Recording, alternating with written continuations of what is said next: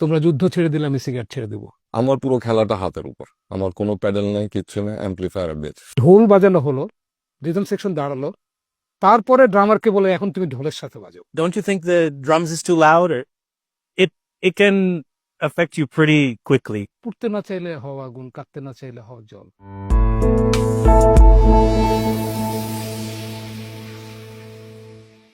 প্রিয় দর্শক, স্ট্রিম টিউনে সবাইকে স্বাগতম। আমরা জানি যে বছর শুরু হয় জানুয়ারির 1 তারিখে, কিন্তু 1 তারিখেই শুধু নয়, যারা বাংলাদেশে ব্যান্ড মিউজিক পছন্দ করি, শুধু বাংলাদেশে না, বাংলা ভাষার ব্যান্ড মিউজিক যারা শুনছে, আহ, তাদের বছর শুরু হয়েছে কিন্তু জানুয়ারির 8 তারিখে। কারণ এই দিন ধাম করে এমন একটা অ্যালবাম চলে আসছে যেটা শুধু আমার না, আমার বিশ্বাস যারা ব্যান্ড মিউজিক শুনে থাকে সবারই পছন্দ হয়েছে এবং আরো হচ্ছে, আরো মানুষ শুনছে। কথা বলছি মহা শ্মশান নামের অ্যালবামটি নিয়ে, যেটা হচ্ছে সোনার বাংলা সার্কাসের নতুন অ্যালবাম। এবং আজকে স্টুডিওতে আমার সাথে আছে সোনার বাংলা সার্কাস। তো রিপন ভাই আছে, সাদ ভাই, শাকিল ভাই আছে, পান্ডু ভাই ছুটিতে বাড়িতে বেড়াতে গেছে, এই কারণে তিনি নাই, হয়তো দূরে থেকে আছে। হ্যাঁ তো কেমন আছেন সবাই? ভালো, good. হ্যাঁ, অ্যালবামের রেসপন্স কেমন? রেসপন্স তো ভালো মনে হচ্ছে, সবাই শুনতেছে। সবাই মানে দেশের রাজনৈতিক এই অস্থিতিশীল অবস্থাতেও মানুষ যেভাবে অ্যালবামটাকে বরণ করে নিচ্ছে, এটা অনেক আনন্দের। সবাই শুনছে এবং সবচেয়ে মজার বিষয় যে যখন জিজ্ঞেস করতেছি যে কোন গানটা ভালো লাগছে, সবাই সব গানের কথাই বলতেছে। এটা বিশাল একটা ব্যাপার। এটা আমি নিজেও এগ্রি করি, কারণ গানটা বেরই তো হলো সেদিন, আর 17টা গান খুব বেশিবার শোনা হয়নি, 2-3বার 4বার, কোনো কোনোটা আর একটু বেশি শোনা হয়েছে। আমার নিজের কাছেও ঘুরে ফিরে প্রত্যেকটাই একটার চেয়ে আরেকটা ভালো লাগে। সো আমি স্পেসিফিক ভাবে বলতে পারবো না যে কোনটা ভালো লাগছে। সো প্রথমে একটা প্রশ্ন করি, এখন তো সবাই একটা গান বের করে, এখন বলা হয় যে যুগটাই এমন, সিঙ্গেল রিলিজ, একটা গান অ্যালবাম না। তো 17টা অ্যালবাম কেন, ডাবল অ্যালবাম? সতেরোটা গান কেন? হ্যাঁ, সরি, 17টা গান কেন, ডাবল অ্যালবাম? তোমার জমি ছোট থাকলে তুমি একটা মেহগনি গাছ লাগাবা, জমি অনেক বড় থাকলে অনেকগুলো মেহগনি গাছ লাগাবা। So, আমাদের বোধহয় জমিটা একটু বড় বলে আমরা বেশি গাছ লাগাইছি। বাহ, একদম আহ চমৎকার একটা উত্তর। সো জমি বড় এবং আমরা চাইবো যে পরের অ্যালবামে জমি আরো বড় না হবে। না, পরে অ্যালবামে জমি ছোট করতে হবে, কারণ এতগুলো পরিচর্যা করা আর প্রতিদিন পানি দেওয়া অনেক কষ্ট। So, অনেক কষ্ট। আচ্ছা, পরিচর্যার কথায় আসি। অ্যালবাম তো অনেক পরিচর্যা করেই তৈরি হয়, এবং আমি তো এই অ্যালবামের, যেহেতু আমি নিজেও গানের একজন মানুষ, এবং শুরুর সময় থেকে বিভিন্ন ধাপে গানগুলো এবং ডেমোগুলো আমি আগে শোনার সৌভাগ্য হয়েছিল। জার্নিটা কেমন ছিল, কতদিনের, এবং কে কিভাবে এইখানে, যদি শাকিল ভাই একটু শুরু করেন। আমি যদি বলি, জার্নিটা আমরা 2022 থেকে, মানে ফার্স্ট অ্যালবামের পরে 2022-এ আমরা এই মহাশ্মশানের জার্নিতে পা দিয়েছি। শুরুতে পান্ডু ভাই, রেপমান আর আমরা তিনজন বসে স্টুডিওতে একতরফা মানে কয়েকটা গান লিখলাম, মনে হয় 30টার উপরে একসাথে। 32টা, হ্যাঁ হ্যাঁ, 22 দিনে 32। 32টার মতন জাস্ট বসে, বলে না ড্রাফট টিউনস, মানে যেটা আমাদের ইনস্টিংক্ট, মানে আমরা ফিল পাইছি, নামাইছি। 16টা ওগুলো, 17টা এগুলো ভিতরে ছিল। মানে একটা তো মানে জাস্ট স্টার্টিং ট্র্যাক, কিন্তু হ্যাঁ ওখান থেকে আমরা মানে বাদ দেওয়ার কথা না, ওখান থেকে দেখতেছি কোনটা আমাদের সাথে কানেক্ট করতেছে, কিভাবে আমরা গ্রো করতে পারি। তো ফেজ বাই ফেজ আমরা জিনিসটা শুনতেছি, গ্রো হচ্ছে মিউজিশিয়ান হিসাবে। তখন কয়েক মাস পর সাদ পাওয়া দিল জিনিসটাতে, যখন সাদ পাওয়া দিল তখন আইডিয়াগুলো আমরা মোটামুটি এই বাংলাদেশের মেলোডি, রিদম, সয়েল আর যে টাইপের মানে এনার্জি যেটা এই সাইডে আছে, অফকোর্স একটা ব্যান্ড মিউজিকের basic instrumentation, drum, base, guitar, এগুলো তো আছেই। এছাড়া একটা যে যে এই সাইডের একটা ভাইব যেটা পড়ে, আমাদের কতগুলো গেস্ট আর্টিস্ট, আমরা ওদের সাথে ইনভলভ হয়েছি। আর সাদ পুরো জিনিসটা মানে অর্কেস্ট্রেশন, অ্যাম্বিয়েন্স, এগুলো পুরো সেট আপ করে একটা পুরো জার্নি। এই জার্নিতে আমরা শিখছি, আমরা অনেক কিছু মানে নিজেও আবিষ্কার করছি এরকম। আর আমরা ফিল পেয়েছি যে মানে এটাই আমাদের জার্নি, এভাবেই আমরা যাচ্ছি, এগোচ্ছি, আর আমরা কানেক্ট করেছি এই জার্নির সাথে। তো হ্যাঁ, এখানে এখানে যেমন একটা জিনিস শাকিল ভাই বলতেই হয়ে গেছে, যেটা হলো যে আমরা যখন ডেমো করি, তারপরে আমরা ড্রামারকে ডাকি, বাজাও, ড্রামার বাজালো, আমরা দেখলাম ওটা না ওই ওয়েস্টার্ন রকের মতোই 4x4 ওইটা চলতেছে। তখন আমরা পুরো ড্রামসটা সরাই দিলাম, দিয়ে আমরা নয়ন ভাই আমাদের যে ঢোল বাজে এসে উনাকে ডাক দিল, আপনি এবার আপনার মতো করে বাজান। দেন ঢোল বাজানো হলো, রিদম সেকশন দাঁড়ালো, তারপরে ড্রামারকে বলে এখন তুমি ঢোলের সাথে বাজাবো। আচ্ছা, অ্যাপ্রোচটাই মানে উল্টা, যে আগে উল্টা। ঢোল, আগে ঢোল, আগে ঢোল, ঢোল ড্রামসের মধ্যে ফিটিং করবে না, বরং ড্রামস হচ্ছে ঢোলের সাথে। ঢোলের সাথে যেতে হবে, হ্যাঁ। ওকে, তো আমার একটা প্রশ্ন আছে। 32টা গান, সেখান থেকে কেটে ছিটে 17টা, এই যে সিলেকশন প্রসেস, এটা তো খুব টাফ। হ্যাঁ। ফেলতে তো নিশ্চয়ই মায়া লাগে, কষ্ট লাগে। এটা প্রসেসটা কি ছিল, বা কিভাবে ঠিক করলেন যে এটা রাখবো এটা রাখবো না? এটা আসলে ওই যে যখন গানগুলো আমরা করছি, আমরা তো শুনতেছি প্রতিদিন করে এসে আমার বাসার ছাদে বসে আমরা রাত এটা করে, প্রত্যেক রাত শুনতাম। প্রতি রাতে আমরা ছাদের উপরে একদম সবাই কাজ টাজ করে এসে গোসল টোসল করে আমরা ব্লুটুথ স্পিকার নিয়ে ওখানে কি করছি আজকে এটা শুনতেছি। তো আমরা সেই 16টাই রাখছি, যে 16টা আমাদেরকে বেশি মানে ইমোশনাল করতেছিল, মনে হচ্ছিল যে হ্যাঁ এটাই এটাই সেটা। যদিও অনেকগুলো আমি কিছুদিন আগে শুনে মনে হলো এটাও তো থাকতে পারতো, কিন্তু তখনকার বাস্তবতায় মনে হয়েছে যে এই 16টাই হলো আসলে যায় আমাদের সাথে। আসলে এটার মানদণ্ড ছিল কিন্তু মিউজিক্যালিটি না, যে কোনটা মিউজিক্যালিটি ভালো, কোনটা আমাকে ইমোশনাল করে তোলে, কোনটা আমার মানে সোলকে আর্দ্র করে তোলে, আমার আত্মাকে আর্দ্র করে তোলে, হৃদয়কে আর্দ্র করে তোলে। যেমন এই ব্যর্থ মানুষ বা নিঃসঙ্গতা বা এই যে সমস্ত গানগুলো, মানে যেগুলো আমাকে একটা হলো যে গান, একটা হলো যে আসে, আর একটা হলো গান বানানো হয়। So আমার মনে হচ্ছে যে 16টা আশা টাইপের ওইগুলোই আমরা রাখছি। 16টা এবং ইন্ট্রো, ইন্ট্রো হ্যাঁ, ইন্ট্রো intro ইন্ট্রোর ওই একটা পুনরুত্থান সহ। হয়। তো পুনরুত্থান। আচ্ছা, আর একটা প্রশ্ন স্বাভাবিক ভাবেই চলে আসে। গান সিলেকশন হলো, কিন্তু কোনটার পরে কোনটা আসবে, এই এটা- অর্ডারটা? এটা গল্প যেমন আমাদের আমাদের এই সোনার বাংলা সার্কাসের যে মেন চরিত্র, না ওর নাম দ্রোহ, ও হায়না এক্সপ্রেসে ওকে পৃথিবী মেরে ফেলছিল এবং ও মরে গেছে, মেনে নিতে বাধ্য হয়েছে যে আমি এত বড় বিশ্বাস সিস্টেমের সাথে পারবো না, সেই পিটার দিয়ে সে কবরের ভিতর চলে যায়। So এখান থেকে তার মনে হয় যে না, আসলে আমি আমার শক্তি সম্পর্কে অবমূল্যায়ন করতেছি এবং আমি পারবো আসলে, এবং সে ওই কবর থেকে পুনরুত্থান দিয়ে সে সমাধি থেকে উঠে আসে, উঠে এসে যে সমস্যা কি পৃথিবীতে, সমস্যা হলো যে মানুষ পৃথিবীটাকে ধ্বংস করে ফেলছে তার প্রয়োজনে, এবং অন্যান্য প্রাণী গাছপালা কাউকে সে কোনো গুরুত্ব দিচ্ছে না, সে ভাবছে সে একা, তার জন্য সে সবাইকে ব্যবহার করবে। সো আমাদের দ্রোহ, ও ফিল করে যে ও সমস্ত প্রকৃতির, মানুষবাদী প্রকৃতির আর যে অংশটা আছে এদেরকে সাথে নিয়ে সে মানুষের বিরুদ্ধে যুদ্ধ করবে, এবং এই যে তার যুদ্ধের জন্য যে যাওয়াটা, এটাই আসলে এই গল্পগুলোই করছে আসলে, একটার পর একটা গান, একটার পর একটা গান, যাচ্ছে আবার পিছু টান, যাচ্ছে আবার মানবিক পিছু টান, আবার প্রেমের পিছু টান, মায়ের পিছু টান, শহরের পিছু টান, ওটাকে ছেড়ে সে আবার চলে যাচ্ছে, এরকম করতে করতে সে প্রেম ও সকলে গিয়ে ই হয় আর কি। এটাই হলো গল্পটা আসলে। So এটা এক ধরনের মানুষের বিরুদ্ধে প্রকৃতির হয়ে এক ধরনের প্রতিশোধ নেয়া।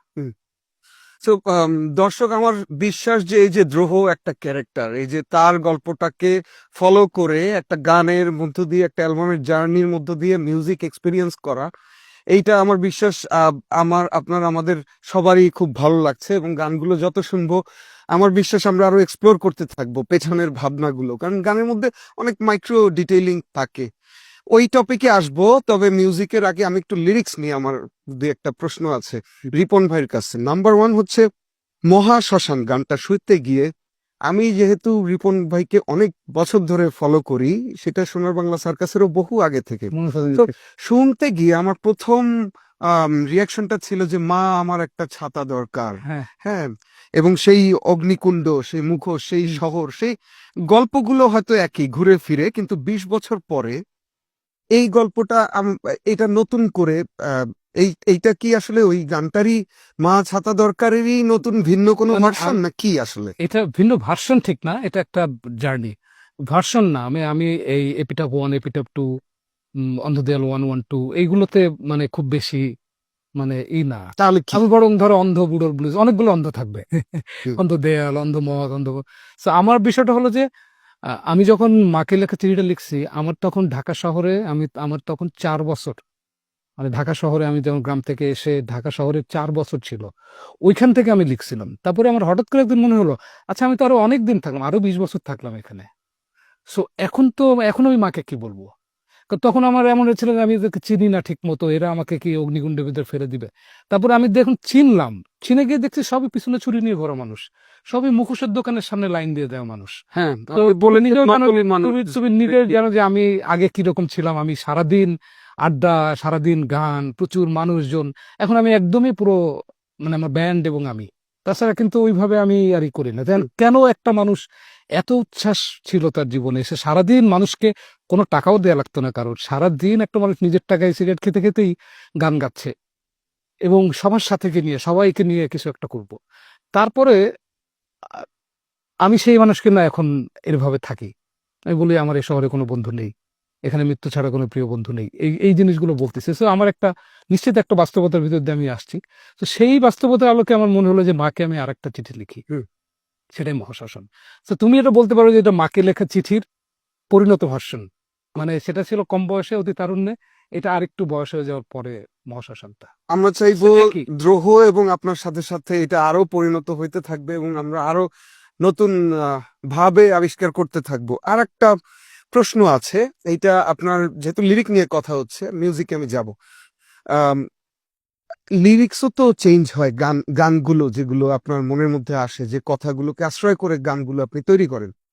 সো এই অ্যালবামে আমি যেটা খেয়াল করলাম, বিশেষ করে 2টা গান আছে, যে যদি তোমরা যুদ্ধ ছেড়ে দাও আমি তাহলে, হ্যাঁ, বদ অভ্যাস। তোমরা যদি হ্যাঁ, আর একটা হচ্ছে যে যদি পড়তে না চাও তাহলে আগুন হও। হ্যাঁ, এই যে এই যে আপনার অ্যাপ্রোচটা, যদি এইটা তুমি এটা করো, হ্যাঁ, এইটা আপাত দৃষ্টিতে প্রিচিও মনে হতে পারে, কিন্তু তুমিটা আসলে কে? মানে এইটা আসলে কাকে বলছেন? এটা আসলে এটা তো মানে পৃথিবীর মানুষকে বলছি, সবাইকে বলছি যে পুড়তে না চাইলে হও আগুন, কাঁদতে না চাইলে হও জল। মানে এই যে আমরা পুড়তেছি, তুমি দেখো এই যে দ্রোহর কিন্তু পুনরুত্থান থেকে জন্ম হলো আবার। তো সে বলতেছে যে তোমাকে তো আগে পড়ে মেরে ফেলছে, এখন তোমাকে তো তুমি নিজে আগুন হয়ে ওঠো, তাহলে তোমাকে পড়াতে পারবে না। বা তোমরা যুদ্ধ ছেড়ে দিলে আমি মানে আহ্বানের মতো। এই তোমরাটা কিন্তু আলাদা, এটা আমি সিস্টেমকে বলতেছি যে তোমাদের অজস্র বদ অভ্যাস, ব্যাড হ্যাবিটস, তোমাদের অজস্র, তোমরা যুদ্ধ করো, তোমরা পৃথিবীর মোট মানুষের পরিশ্রমের অর্ধেক টাকা দিয়ে তোমার মানব বিধ্বংসী অস্ত্র বানাও, তোমরা সবাইকে একটা অ্যানিমেল ফার্মের ভিতরে খোঁড়ায় পোষায় রাখছো, তোমরা সবাইকে দাস হতে বাধ্য করতেছো। যে দাস না হলে, আমি দাস না হতে চাইলে আমাকে ব্যর্থ মানুষ বলতেছো। সো ওই তুমিকে সিস্টেম যারা চালায় তাদেরকে বলতেছি যে তোমরা যুদ্ধ ছেড়ে দিলে আমি সিগারেট ছেড়ে দেবো, তোমরা আগে ছাড়ো তোমাদের বদ অভ্যাসগুলো, তাহলে আমি এই ছোট বদ অভ্যাসগুলো ছেড়ে দেবো। এইটা হলো এই তুমি। আবার ওই তুমি হলো আমার দ্রোহ, নিজেকেই বলতেছে যে পুড়তে না চাইলে হও আগুন, আচ্ছা, কাঁদতে না চাইলে, ও নিজেকেই বলছে যে তুমি আর এই সমাজের ভিতরে আটকা থাকতে পারবে না। এটা পরের লাইনগুলো শুনলে আরেকটু এটা কিন্তু অনেকে নৈরাশ্যবাদী অ্যালবাম বলতে পারে, অনেকে মানে খুব, আমরা তো উপর থেকে বলি, আমরা তো ভিতরে ঢুকি না। যারা অন্ধ সবচেয়ে বেশি দেখে তারা আজ, এটা তো নৈরাশ্যবাদী লাইন না যে হ্যাঁ তাহলে চোখ খোলো, তোমরা চোখ খোলো, তাহলে অন্ধরা আর বেশি দেখার দাবি করতে পারবে না। সো এই যে এই নৈরাশ্যবাদীর জায়গা না, যে হ্যাঁ প্রোটেস্ট, দাঁড়াও, শক্তভাবে দাঁড়াও, এটাকেই ওই তুমি আসলে। আর গানের তুমিটাকে আমরা যদি যারা লিখি, গান বা কবিতার তুমিকে, এটাকে যদি আমরা ব্যাখ্যা করে দিই, তাহলে এর সবচেয়ে মজার জিনিসটা এই তুমির যে কত ফর্ম হতে পারে, এবং বিচিত্র ব্যক্তিভেদে তাদের অভিজ্ঞতা, তাদের কনসিয়াস লেভেল দিয়ে এই তুমিটা কিন্তু বদলে যায়। এই বদলে যাওয়াটা আর্টের মজা, যেটা সাংবাদিকতার একটা পেপারের লিড নিউজ এবং একটা গানের একটা কোরাস লাইন দুটা কখনো এক হয় না, কারণ এটা ফিক্সড যে অমুক জায়গায় অমুকজন মারা গেছে। আর এই হলো পৃথিবীতে অনেক মানুষ মারা যাচ্ছে, দুইটা কিন্তু এক কথা না। এই যে অনেক মানুষ মারা যাচ্ছে এবং ও অমুক জায়গায় অমুক মারা গেছে, এটা কিন্তু দুই মিনিং কি করে, এটা সার্বজনীন, এটা প্রতিদিনের। সো এই তুমিটাকে মনে হয় যে ওইভাবে ব্যাখ্যা না করে আমাদের খুবই মানে খুবই চমৎকার করে জিনিসটা আমি উত্তরটা পেলাম। Thank you. সো আমি একটু শাকিল ভাইয়ের কাছে যাব। আমার বেজের মধ্যে সবগুলাই ভালো লাগছে, বাট রাজহাঁসের বেজটা, ওয়াও, অন্ধমত, নেকড়ে আর এসো প্রেম, এইগুলো হচ্ছে মানে খুবই নোটেবল। অল্প কয়েকবার শোনার পরে আমার মাথায় এই কয়টা বেশি গাচ্ছে। সো বেজের আইডিয়া গুলো কিভাবে আসছিল? মানে এটা কি লিরিক্স ফলো করে নাকি প্রসেসটা কি ছিল? বেজ হিসাবে মানে কি বলে, আমি এটা বিশ্বাস করি, if you can walk, we can dance. You can play the bass also, you can feel the bass. এটা ওইটা ইনস্ট্রুমেন্টে, এটা একটা হার্টবিট টাইপের, ওইটা ওইটা ওইটা আছে। আমি ওইটা মানে ওইটা আমরা অ্যাটেনশন দিই না, কিন্তু আছে। ওই জিনিসটা ওইটা যদি না থাকে তাহলে ফাংশনিং মানে ওইটা নাই তাহলে ফাউন্ডেশনটা নেই। ফাউন্ডেশনটা মানে একটা হার্টবিট টাইপের ওটা নাই ওইটা আমি আমার কোনো ফর্মাল এডুকেশন নাই আমি কোনো আমি জাস্ট গেয়ে just out of pure singing ও কিছু গাচ্ছে একটা রিদম বাজছে ও মজা আমি পুরো মাথার ভেতরে চলতেছে আমার ভেতরে এটা আমি গাচ্ছি ভেতরে এটা আমি খুঁজে বের করলাম ওইটা বিষয় পরের কথা এটা মানে থিওরি মিলালে মিলে গেছে এটা মি মাইনর পেন্টাটনিক এগুলো আমি ভাবতেছি না আমি গাচ্ছি কিন্তু সব I'm the singer who's singing the bass notes এরকম টাইপের and I'm trying to find exactly my feeling of what I'm singing তো সিঙ্গিং এ কি হয় আপনি যদি নোটিস করবেন না না না that না has gone up to some other fret ওইদিকে চলে গেছে এইদিকে আর নাই কিন্তু এক্স্যাক্টলি ওইটা বের করতে হবে তো ওইটাই আমি চেষ্টা করেছি আর কি মানে হ্যাঁ টু ওয়াকিং বেজ। হ্যাঁ just my singing how do I play my singing base একদমই মানে আমরা হাঁটতে পারলে আমরা নাচতেও পারবো। খুবই চমৎকার। তো আরেকটা প্রশ্ন আছে যে এই অ্যালবামে আপনি কি নতুন কোনো টেকনোলজি বা টেকনিক না টেকনোলজি সাউন্ডের কোনো কিছু ট্রাই করে? আমি একদম ফার্স্ট অ্যালবামে যে ফার্স্ট অ্যালবাম তো আরো বাজে একটা খেলার 17,000 টাকার একটা খেলনা বেস নিয়ে প্রথম অ্যালবাম রেকর্ড এটা খেলার চেয়ে একটু বেটার আগে আচ্ছা, আমার পুরো খেলাটা হাতের উপর আমার কোনো প্যাডেল নাই কিচ্ছু নেই অ্যাম্পলিফায়ার বেস এই টেকনিক বলতে মানে ওইটা গাচ্ছি ওইটা আমাকে তুলতে হবে ওইটার মধ্যে টেকনিক এসে যাচ্ছে মানে এইটাই আমার বাট টেকনোলজি খুবই সিম্পল। টেকনোলজি আমার কোনো technology just bass guitar amplifier আর কিচ্ছু নাই মানে পুরোটা হাতের খেলা মানে অ্যাস্থেটিক্যাল চেঞ্জ আছে। অ্যাস্থেটিক্যাল চেঞ্জ ধরো হাইনা এক্সপ্রেসে উনি পুরো মানে ধরো গানগুলো ওরকম ছিল ওয়েস্টার্ন ওই ধরনের, কিন্তু এসব প্রেমে এসে কিন্তু মনে হচ্ছে যে একদম ঘোল এবং এর ভিতরে তো এই অ্যাস্থেটিক্যাল একটা এগুলো ছিল এই সঙ্গের। হ্যাঁ, তো আমি আর কিভাবে সিঙ্গেল নোটের আমাকে ওটা ভাবতে হচ্ছে বলে and I have to sing it and I can feel it in my heart তো ওরকম টাইপের আর কি ওটা আমি বের করে আনবোই যেটা আমি গাচ্ছি আরেকটা প্রশ্ন আছে, এইসব প্রেমটায় এটা কি ইন্টেনশনাল ছিল যে ডাক ডাক ডাক ডাক ডাক ডাক মানে অ্যানাদার বাই টু ডাস্টে আচ্ছা আমার প্রিয় কে যে ফ্রম এটা করবে তখন আমার বিক্তারা কেউ তো কোশ্চেন এটা করবে কোথাও গিয়ে যে আমি কমেন্টে দেখছি এটা। এই পুরো গানটা নিশ্চয়ই মানে কিছু একটা ভাবনা তো ছিলই, হ্যাঁ। আপনি তো জানেন হ্যাঁ ভাবনাটা কি ছিল, কেন এইটা এখানে এইটা এবং just এটার সাথে আর একটা ইনস্ট্রুমেন্ট ঢুকে জিনিসটা অন্য একটা একটা দিকে নিয়ে গেল। হ্যাঁ হ্যাঁ। এটা টানিয়ে চলে কি কাজ করতেছিল? এটা কাজ করতেছে রিপনের ওই প্রথম 4টা নোট আমরা আমার স্পষ্ট মনে আছে ওই রাত যেদিন আমরা এই গানটা লিখতেছি আমরা স্টুডিওর কাজ শেষ করে বেরোয় চলে যাচ্ছি রুম থেকে দরজা হুট করে ও যে কানে বসছে let's put it down right way আবার বসে তারপরে আমরা ওই গানটা ওখানে বসাতে ওই প্রগ্রেশনে ন্যাচারালি 4টা কর্ড পড়ে গেছে কারণ ও গিয়ে যাচ্ছে আর আমরা যখন এই ব্যান্ডে আমরা ডিসকাস করি না মানে এই কোথায় নিয়ে যেতে পারি এটুকু না জাস্ট এমনি হয়ে যাচ্ছে খেলাটা তো এটা ওটার মধ্যে জাস্ট পড়ে গেছে পরে আমরা নিজেরাও হাসছি এটা তো শুনতে এটার মতো রেখে নিতেছে দেখি কে প্রশ্নটা করে হ্যাঁ থ্যাংক ইউ না আমারও এটা লাক যে আমি করতে পারলাম প্রশ্নটা। আম, এছাড়া ভায়োলিন ছিল, চেলো বোধহয় ছিল, এই যে এই অ্যালবাম অর্কেস্ট্রেশন অ্যালবাম দিকে আসবো, ঢোল ছিল, মুরসাং বোধহয় ছিল, হ্যাঁ মুরসাংও ছিল, এবং পিয়ানো, এগুলোর মধ্যে আমার প্রেম আগ্নেয়গিরি, অন্ধমত, মহাশ্মশান, বুড়োর ব্লুজ, অনেকগুলার কাজই সবগুলাই ভাল লাগছে। বাট এই মুহূর্তে এই কয়টা হচ্ছে প্রথম শোনার মানে প্রথম এক্সপ্রেশন আমার যে ওয়াও। হ্যাঁ, so Thank you. What did you do that was new? Yeah. So I think with the first album, I'm going to speak in English. Sorry. Yeah. The first album, the keyboards were added, I think, near the end of the process, and mainly sticking around the piano, the Rhodes, the organ, more traditional keyboard instruments, some strings, a little bit of pad work. And then I think actually with the release of the first album and the success that it's had and all of the live shows that we've played together, I think everybody thought for the second album that, you know, we can go further. Let's explore further. So I think on this album, definitely the keyboards are a lot more in the everything. Like there's so many songs and if I'm not playing atmospheric pads that you can feel on the sides or in the background, I'm doing keyboards or a synthesizer. I used some analog synthesizers this time, which I didn't do on the first one. That was very exciting. Mhm.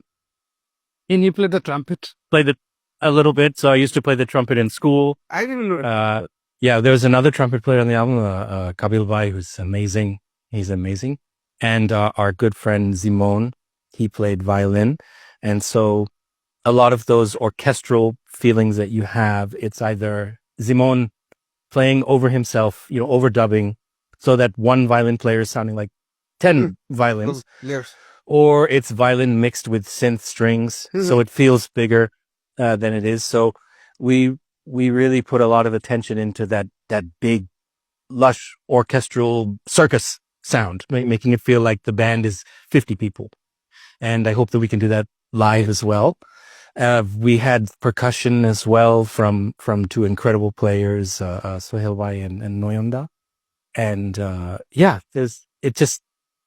it all came together as an arrangement. Like we had to record everything, and then we decided afterwards, like, okay, maybe the strings would feel good up here, and let's move the percussion to the second verse. And so we went through a long process, particularly me and Pandu some days alone, just like looking at all the tracks and being like, reduce more, more, put more focus, or I think we need to put a flute here, and everything like that. So that was what I did a little different this time. Yeah, just more of everything. আর সাব সবগুলো ভায়োলিনের এবার শুধু একটা দুটা solo বাদে sub কিন্তু সব লিখে দেয়া, এসব পুরো অর্কেস্ট্রাল কন্ট্যাক্ট করছে কিন্তু সব লিখে দেয়া ওর।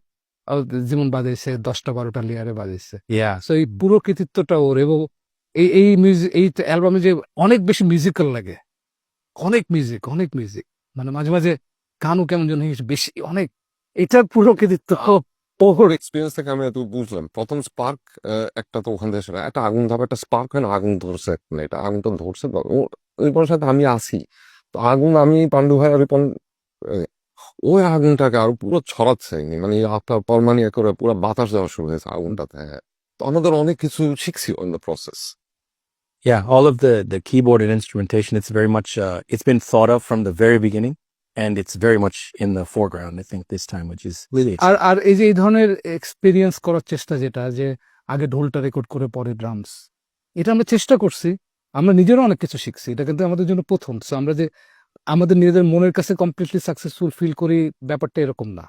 বাকি অডিয়েন্স বলবে যে ভালো লাগছে, ফিরছে। আমরা চেষ্টা করছি, এই চেষ্টা করতে গিয়ে আমাদের একটু সময় লাগছে এবং অনেক কিছু, তো আসলে এত কিছু এটা না বললেন না, পান্ডু ভাই নাই এখানে, উনি না থাকলে পান্ডু ভাই মানে সমস্ত হতোই। প্রডিউসার, সমস্ত অ্যালবাম রেকর্ড করা, প্রতিটা ট্র্যাক রেকর্ড করা, সমস্ত কিছু উনি খুব মানে করে প্রজা ভাষায় যা তার রকম খাটছে।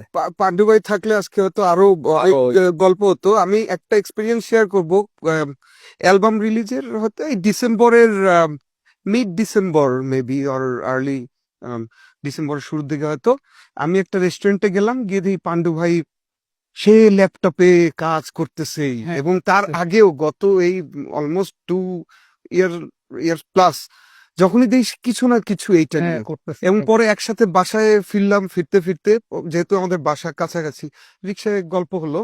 আজকে থাকলে হয়তো আরো ভালো লাগতো। এবং আমি একটু কয়েকটা গিটার আমার না বললেই না মেনশন ন করলে, ডুবুরি, মহাশ্মশান, সমকালীন কীর্তন, বদভ্যাস সহ প্রত্যেকটাই। আর পান্ডু ভাইয়ের তো শুধু গিটারে না, ওভারঅল একদম পুরাটার সাথেই সে ডিজাইন মিশে আছে। কি যে ফেলস হবে এটা বিষয়। তো আমাকে যে প্রায় মিলু ভাই বলে যে সোনার বাংলা সার্কাস হলো রিফ ছাড়া হেভি মেটাল ব্যান্ড, মানে এনার্জি। আচ্ছা, আর শেষের দিকে অলমোস্ট একটা এক্সপেরিয়েন্স বলেন। কাজ করতে গিয়ে তো আর্গুমেন্ট হয়, ক্ল্যাশ হয়, ঝগড়াঝাটি, এরকম কিছু যেটা কোনোদিন ভুলবেন না? আমাদের হয়েছে কি, আমাদের কানেকশনটা এমন বেশি যে কেউ যখন আর্গুমেন্ট করে, আমরা ওইটাকে এমন ভাবে ধরি না যে এটা খুব এনিমি পার্সপেক্টিভ থেকে হচ্ছে না, এটা হলো বেটারমেন্টের জন্য। সো আমরা সবারটা সবাই শুনি। আর আসলে বলো, আমাদের মিউজিক তুমি সিনেমা বিশ্বাস করবে না, আমরা কোনো কিছু কথা বলি না। কথা বল, আমরা যখন গানটা রেকর্ড করি, আমরা যখন স্টেজে, আমরা কোনো কিছু যে তুমি এটা করবা, তুমি এটা করবা, কোনো কিছু না, খালি পান্ডু ভাই মাঝে মাঝে আমরা শাকিল ভাইয়ের একটু দেয় যে স্টেজে একটু বেশি বেশি রকস্টার হয়ে যায় না, এক সবার সাথে থাকে এইটা তো। তাছাড়া আর কোনোই বলে না। যেমন ধরো অন্ধপুরো ব্লুজ তুমি যেটা করতেছে, এটা তাহলে বুঝবো অন্ধপুরো ব্লুজটা আমরা প্রতিটা আমাদের সলো কনসার্টে আমরা একটা গান করি বা কবিতা আবৃত্তি বলি, আমরাকে পোয়েট্রি এই বলি আর কি, যেটাতে আমরা কেউ জানি না কি করব। আমরা স্টেজে উঠি, আমি আমার কবিতার বইটা হাতে নিই, নিয়ে ওখান থেকে একটা কবিতা চয়েস করি, তারপরে যে কোনো এক কোণা থেকে শুরু হবে, পুরো জিনিসটা শেষ। অন্ধপুরো ব্লুজ কিন্তু তাই, এটা কিন্তু কোনো ডিজাইন না, এটা জাস্ট ইন্ডিয়া কলকাতাতে প্রিন্সটন ক্লাবে আমাদের একটা শো ছিল। এই পুরো কম্পোজিশনটা মানুষের সামনে করা, তুমি যা শুনতেছো বুঝে পরে ড্রামসটা রিপ্লেস করতে হয়েছে। এটা কি পরে রেকর্ড করছে? ড্রামসটা খালি রেকর্ড করতে হয়েছে, শুধু ড্রামসটা, শুধু drums। যা শুনতো এগুলো বাকি তুমি যা শুনছো সব স্টেজে ওইটা। এবং আমরা কিন্তু জানিও না এটা কোন কর্ড, কোন স্কেল, কোন বিট, বিপিএম কত, কিচ্ছুই না। এটা just instant, just theatrical improvisation. আমার এখনো মনে আছে স্টেজ আমাদের পুরো কর্ড সাত ধরে, তো আমি জানি কি ধরলো ওখান থেকে বেথা। ও আমি একটু দাঁড়াই কিছুক্ষণ, আমি দাঁড়াই একটু দেখি, কেউ জানে না এটা কোন দিকে যাচ্ছে। তারপর আস্তে আস্তে আস্তে তো আমাদের ব্যান্ডের এই যে এটা তো আমি কেন বললাম এটা যে আমরা এটা করছি এটার জন্য কোনো ইসের জায়গা থেকে না। আমাদের ব্যান্ডের আমরা যে চারজন বেসিক্যালি, এই চারজনের ব্যাপারটা এরকমই। So আমাদের ওই আর্গুমেন্টটা মানে ওরকম না, আমাদের ওইভাবে আর্গুমেন্ট হয় না। কোনো আর্গুমেন্টই তো হয় না। আর একটা লাস্ট প্রশ্ন আছে, অডিয়েন্স পার্সপেক্টিভ থেকে, এবং যারা একদমই নতুন অডিয়েন্স, 13, 14, 16 বছর বয়স, হ্যাঁ, বলে যে সোনার বাংলা সার্কাস, বিদেশি মিউজিশিয়ান এখানে বাজায়, আপনাদের কাছে কি কখনো দেশি বিদেশি ফিল হয়? না না না, আপনাদের কাছে কেমন? আমাদের কাছে দিয়ে তুমি খেয়াল করো ভাই, তুমি আমাদের এই অ্যালবামটা শোনো, হ্যাঁ। এই অ্যালবামটা শোনো। এবং একটু আগে আমাদের কথা হচ্ছিল ওই যে কলোনিয়াল হ্যাঙ্গোভার, হ্যাঁ এই অ্যালবামটা শোনো, এটা কিন্তু এরাই করছে। এই যে টারা টারা টাও, টারা টারা টারা টারা টাও, রারা টারা রারা রাও, তো এটা কিন্তু পান্ডু ভাই বাজাইছে, একজন আমেরিকান বাজাইছে। মানে সে আর একজন মানুষ, এরা তো অনেকদিন ধরে বাংলাদেশে আসছে। এটা আমি বিদেশে গিয়ে 15 বছর থাকলে আমেরিকান ভাব কি করতে পারি, আর ওনারা বলতে পারো না ওই বাংলাদেশি। তো ব্যাপারটা তো এরকমই। আমি বাইরে থাকতাম, আমি তো বাংলাদেশি, কিভাবে audio? মানে তো বাসায় তো বাংলা চলছে, হ্যাঁ, তো এটাই। তবে আমার কাছে মনে হয় যে এই যে আমি হয়তো পুরো বাংলাদেশের থেকেও বোধহয় সবাইকে নিয়ে এরকম কিছু করতে পারতাম না। এই যে গ্লোবালি যে একটাই হয়েছে, ওর এক ধরনের কালচারাল বড় হয়ে ওঠা, পান্ডু ভাইয়ের একরকম, বিলের একরকম, জিমনের একরকম, শাকিল ভাইয়ের একরকম, এই যে বিচিত্র জায়গার, এই যে একজন ব্রিটিশ, একজন আমেরিকান, একজন জার্মান, একজন দুবাই, এই যে বিচিত্র কালচারাল ব্যাকগ্রাউন্ডের ফলে সেটা রিফ্লেকশন কিন্তু মহাশ্মশানে তুমি পাচ্ছ। ড্রামারের সম্পর্কে একটু জানতে চাই। But Bill, you'd like to say a few things about Bill? About Bill. Yeah, hey Bill. So Bill is an old friend of Pandu's from many years back, and they played together with a famous musician in America called Ike Turner. So Ike and Tina Turner were a very famous rhythm and blues and rock band. And they played in, I think, the final configuration of the band before Ike Turner passed. And they won a Grammy together for an album that they made together. So, I mean, Bill is a total pro, and he has a setup in his place. And so, I mean, he remote played the parts based on reference tracks we sent him. And he nailed it, and he played really well. And, you know, it only took I think 2 takes. 2 weeks. 2 weeks and 2 takes for some of that stuff. You know, we'd listen to it and go like, oh, it's great. Can he just give a little more power in the chorus, or really light feedback like that? And then he would do it and send it back. So yeah, thanks to Bill for playing. Playing on the album, yes. Yeah. Thank And you. then Pandu is basically directing him over the phone on some of those sessions on like, no, this is a chorus, like, or this is a verse or bridge or all those things. And not too much. Yeah. Because like you can do anything. Pandu ভাই পুরো overall production producer টাইপের। And বিল ওর ফেসবুকে দেখলাম post করছে যে এটা ওর জীবনে করা ওয়ান অফ দ্য বেস্ট কাজ। So এটা আমাদের জন্য, কারণ এত বড় বড় মিউজিশিয়ানের সাথে কাজ করার পরে, এই অ্যালবামে কাজ করার পরে সে বলতেছে যে এটা আমার, সে স্যাট্রানি, স্টিভ ভাই, এখন পল গিলবার্ট এদের সাথে বাজাই। সো একটা তুমি বুঝতেছো যে মানে কোন মার্গের লোকজনের সাথে বাজাই। তারা যখন বলতেছে এটা তার লাইফের, সে যখন বলতেছে এটা আমার লাইফের ওয়ান অফ দ্য বেস্ট কাজ, এবং সেটা ফেসবুকে বলতেছে সবাইকে শুনতে, এবং তার দেখলাম অনেক মিউজিশিয়ান, যারা অনেক বড় মিউজিশিয়ান, তারা শুনতেছে এবং পছন্দ করতেছে। এটা কিন্তু আমাদের জন্য একটা বিশাল প্রাপ্তি। এই প্রাপ্তিটার কারণ কি, ওই যে বললাম না, ওই যে ঢোল, খমক, এই আমাদের দেশীয় অনুষঙ্গ, এই যে কলোনিয়াল হ্যাংওভার, ওইটাই বলতেছে। আমি নিজে তো সুপার কলোনিয়াল হ্যাংওভার। তুমি জানো আমার প্রিয় ব্যান্ডকে, তুমি একবারে বলো pink Floyd, doors, lead Zeppelin, Bob Dylan, এটা তুমি তো জানোই আমি এরকম। কিন্তু আমি এটা জানি যে রক অ্যান্ড রোল আসছে ব্লুজ থেকে, ফোক থেকে, তাহলে আমার কীর্তনের সুর কেন রক অ্যান্ড রোল হতে পারে না? এইটাই কিন্তু আমাদের মূল জিনিস, যে ওটা কিন্তু ফোক থেকে আসে। তো আমার ফোকের যে এলিমেন্ট, এটাকে তো আমি রক করতে পারি, যেটা ব্রাদার ওয়েস্টার্ন ওয়ার্ল্ড কিন্তু বেশি রেখে করবে, কারণ তারা তাদের কোনো কপি জিনিস কিন্তু তারা শুনতে চায় না, কারণ ওইগুলো তো ওস্তাদ। তুই বিটলস কপি করে আর কি করবা, মানে ওই ওর লিগে তো হচ্ছে ভালো পারবা না। তুমি ডোর্স কপি করে তুমি কি করবা? তুমি জিম মরিসনের ধারে কাছে তো ওইটা গাইতে পারবা না। সো তুমি বরং মুজিব পরদেশিকে কপি করতে পারো, তুমি বরং লালনকে ওখান থেকে এলিমেন্ট নিতে পারো। ওখানকে এলিমেন্ট নিয়ে তুমি যদি, যেটা ল্যাটিন ব্যান্ডগুলো বা আফ্রিকান ব্যান্ডগুলো করে, চিনারিয়ান ধরো, ওর বাজাচ্ছে কিন্তু গিটার বেস ওই ট্র্যাডিশনাল ইনস্ট্রুমেন্ট, কিন্তু যে মিউজিক্যাল ল্যাঙ্গুয়েজ, এটা কিন্তু মালির, এটা কিন্তু সোমালিয়ার, এটা কিন্তু কিউবার। এই যে যে মানে তুমি অবশ্যই এই ইনস্ট্রুমেন্টগুলো তো অসাধারণ, গিটার, ড্রামস, বেস, যেগুলো আমরা রক অ্যান্ড রোল করি, কিন্তু এটা যে মিউজিক্যাল ল্যাঙ্গুয়েজ, এটা যে শুধু ওদের মতোই হতে হবে, সেটা হলে স্ট্যান্ডার্ড হবে, যেমন আমাদের হাইনা এক্সপ্রেস আগের অ্যালবামটা যেরকম, এটা ঠিক না। আমার এখানকার জিনিসপত্র নিয়ে আমি এখানে করতে পারি, যদি সব গানের জন্য এরকম না। আমি আবার ঠিক ওইরকম স্থানিক ভাববাদী এখানেই থাকবো তা না, আমি সারা দুনিয়া থেকেই করতে পারি। আমি ডুবুরিও লিখতে রাজি আছি, সমকালও লিখতে রাজি আছি। সো দুইটাই আমার ব্যাকগ্রাউন্ড, কারণ পৃথিবীর এই অতীত, এই পুরো পৃথিবীর অতীতই আমার অতীত। সেই অতীত থেকে আমি যতখানি শিক্ষা নিয়ে এটাই করতে পারলে, আর এইগুলো হবে কি, ধরো আমি যত সমকাল যত সহজে গেতে পারবো, এ এমন, এ তখন আমার অটো, মানে আমি ঘুমাই থাকলেও পারবো, কিন্তু গভীর রাতের স্মরণী, কারণ এটা তো ওয়েস্টার্ন সো আমাকে কিন্তু একটু হলেও কনসাস থাকতে হচ্ছে। সো আমার যেটা ন্যাচারালি আমার শরীরের ভিতর দিয়ে আসতেছে, ধাং তাক তাক দিকে তাক তাক ধাং ধাং দার ধুম ধাস দিং দিং ধাস, দুটা কিন্তু একরকম না, এটা আমাকে অ্যাডাপ্ট করতে হচ্ছে, এটা আমার ন্যাচারাল। সো আমার ভিতর দিয়ে যেটা আসে, বলবেন কই থেকে, কান্ট্রি ফোক মিউজিক থেকে, ফোক মিউজিক থেকে। So এটাই। আর যেহেতু দেখো আমাদের ব্যান্ডের নাম সোনার বাংলা সার্কাস, তোমার ব্যান্ডের নামও বাংলা ফাইল, বাংলা বা আনুষাদের বাংলা। সো আমার নামই যদি, তোমার নামটা খালি ছিল না তো এই যে মাঝখানে আমাদের যে বাংলা আছে, এখন এটা তো ওইটার প্রতি একটা শুভেচ্ছা তো আমাদের করা উচিত। শুধু ল্যাঙ্গুয়েজটা বাংলা বললাম বলে ওটা বাংলা গান হয়ে গেল তা তো না। আমার ওভারঅল অ্যাপ্রোচটা, যাতে আমি লিরিক্সটা সরাই দিল, ব্যাকগ্রাউন্ড মিউজিকটা শুনলে মনে হয় না এটা হলো ওয়েস্টার্ন কোনো একটা ব্যান্ডের কপিক্যাট টাইপের, না, এটা নতুন। এটা মনে হয় ভবিষ্যৎ প্রজন্মের জন্য এটা অনেক কাজে দিবে, আমাদের নিজেদের জন্য এটা অনেক বেশি, আমরা অনেক আনন্দ পাচ্ছি, কারণ শিশু তো সেটা আনন্দ পাচ্ছে নতুন কিছু ক্রিয়েট করার কারণে। এরকম তো কিছু ছিল না, তো এরকম আমরা করতেছি তো।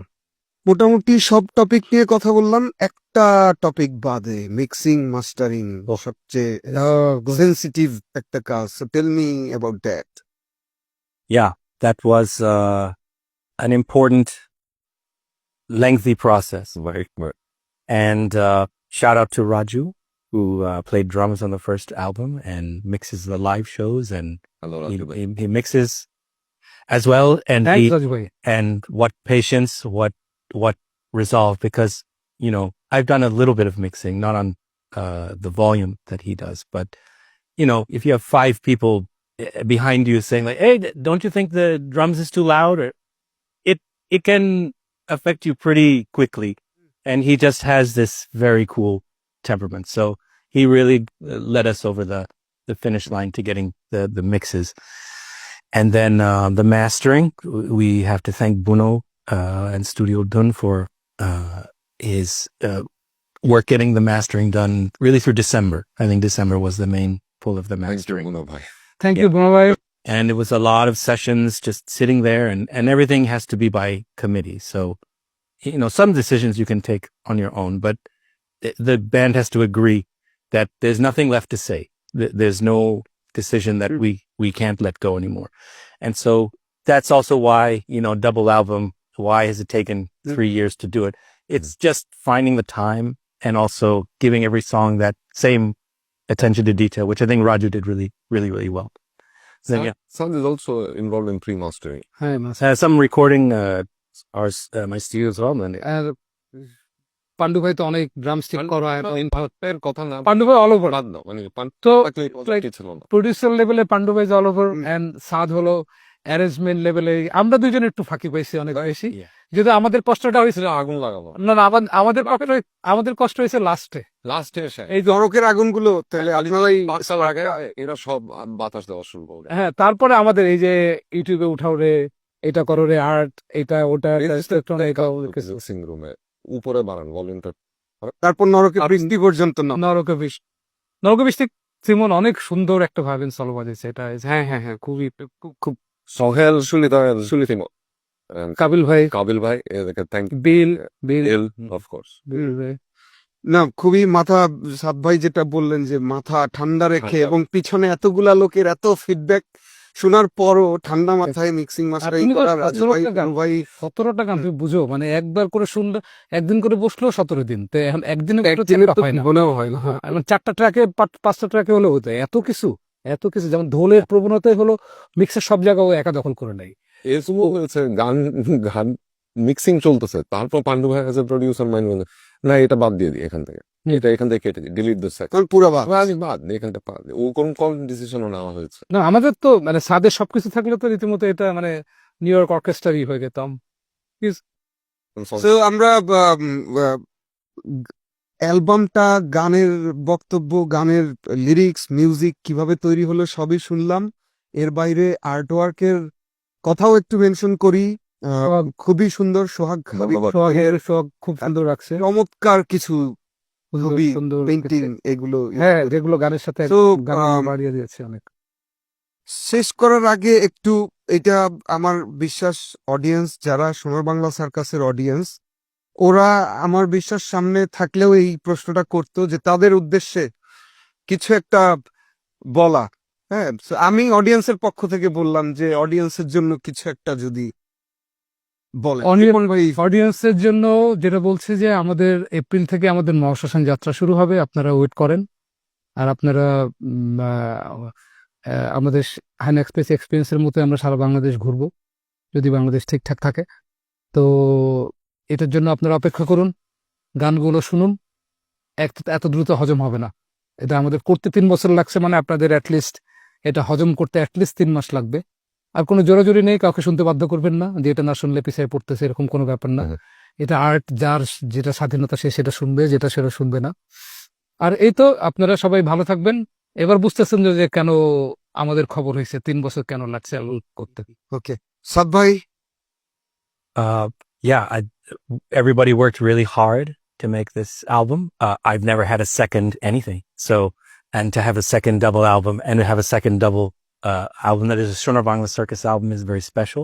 I hope that you enjoy the full album. I think you should listen from start to finish 1 to 17. We're really looking forward to playing these live somewhere soon and maybe not just in Bangladesh, maybe outside as well. That would be amazing. And yeah, let us know what are your favorite songs as well. Thanks.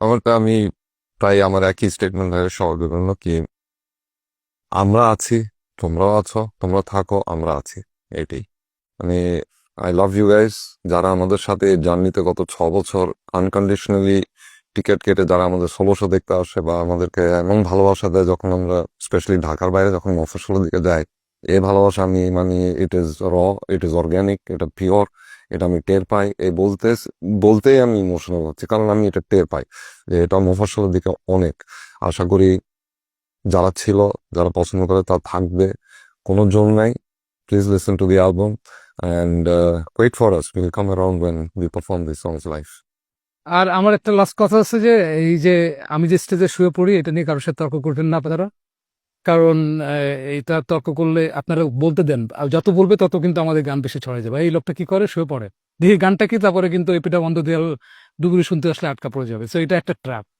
So আপনারা এটাকে কাউকে থামাবেন না যে কেন শুয়ে পড়ে আমি গান গাই এটা আমার ইচ্ছা এটা শিল্পী স্বাধীনতা শুয়ে পড়ে পারলে আমার ডানা থাকলে উড়ে উড়ে গান গেতাম বা তাদের মাথার উপর বসেও গান গেতে পারতাম সো এটার জন্য কারোর সাথে তর্ক তুমি করবেন না না আজকে আমরা যখন স্টুডিওটা প্রিপেয়ার করছিলাম ইন্টারভিউটার আগে আমরা দুষ্টামি করে এই যে ওরা আছে নিজেরা বলতেছিলাম যদি পসিবল হইতো ইন্টারভিউতেও রিপন ভাইয়ের জন্য একটা ব্যবস্থা করে দেওয়া উচিত ছিল সত্যি সো তুমি নেমে গেছো, আমি পার্কে গান গেতে গেতে শুয়েছি, গান গেছিলাম তো আমি, এটা তো আমরা উপরে তাকায় থাকছি। সো এনিওয়ে, আজকে আপনাদের এই ইন্টারভিউটা আজকে এটা হোস্ট করতে পেরে আমার নিজের কাছে খুবই ভালো লাগছে, আর আশা করি আপনাদেরও খুব ভালো লাগছে কথাগুলো শুনতে পেরে।